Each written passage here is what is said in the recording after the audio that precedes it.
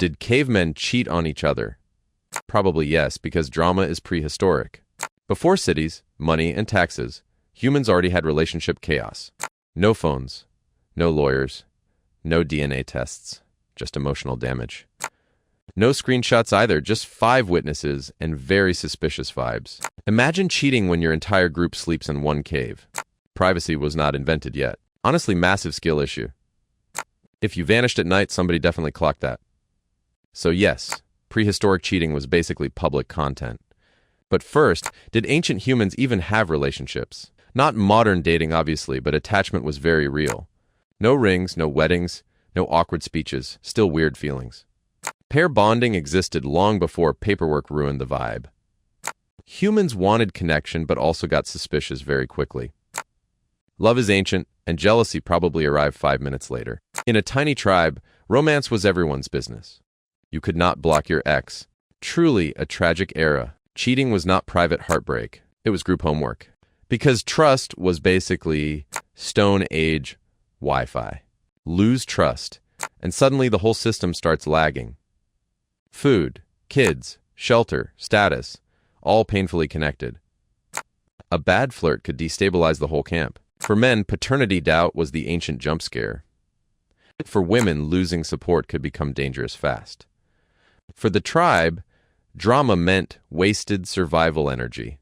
You cannot hunt mammoths while crying behind a rock.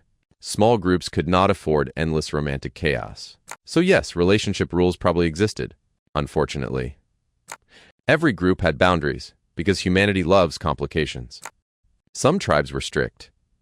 Others were messier naturally. Cheating needs exclusivity. That is the annoying catch. No promise, no scandal. Broken promise, chaos unlocked. Humans made relationship rules complicated basically immediately. So how did they catch cheaters? Painfully easily. Everyone watched everyone, like prehistoric neighborhood surveillance. If you disappeared, someone counted the blankets. If you brought berries to her, everyone noticed. If you smiled too hard, case basically closed.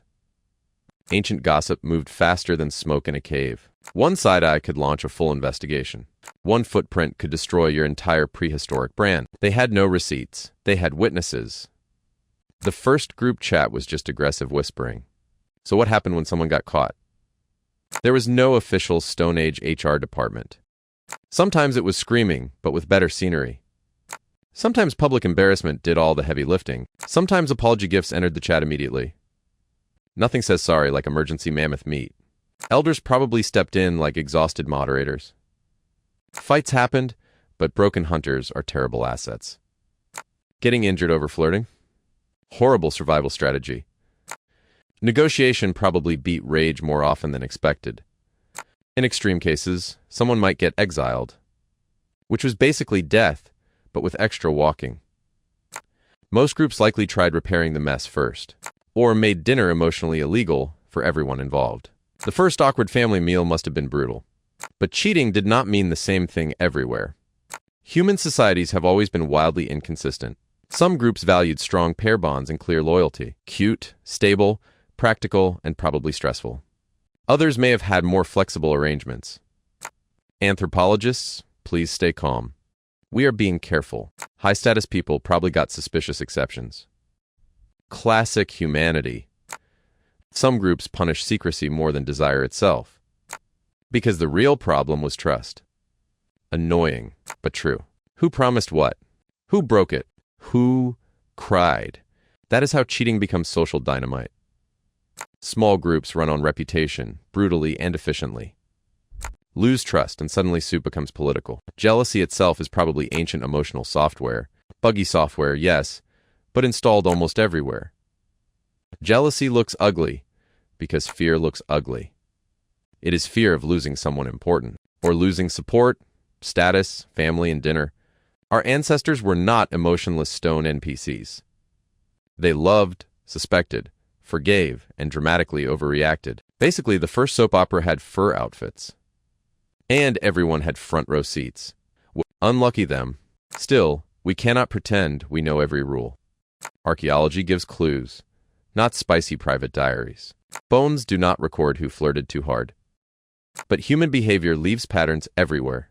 Pair bonds, rivalry, gossip, the ancient starter pack. These pressures are old, painfully, embarrassingly old. So how did cavemen deal with cheating? Anger, gossip, negotiation, consequences, the classics. Sometimes forgiveness. Sometimes absolutely not. No divorce court, but maximum drama. No screenshots, but plenty of suspicious eyebrows. No marriage license, but real emotional damage. The scandal was ancient. The feelings were modern. The first soap opera was not on television. It happened around a fire with worse lighting.